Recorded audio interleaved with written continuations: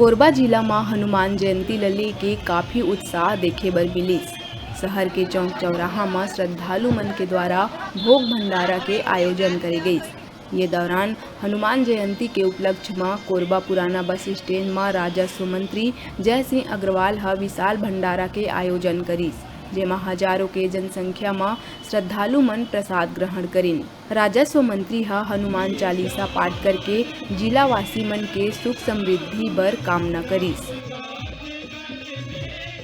हम भक्त पवन सुत हनुमान जी की जयंती के पावन पर्व पर मैं समस्त कोरबा जिलावासियों को और प्रदेशवासियों को हार्दिक बधाई और शुभकामनाएं देता हूं।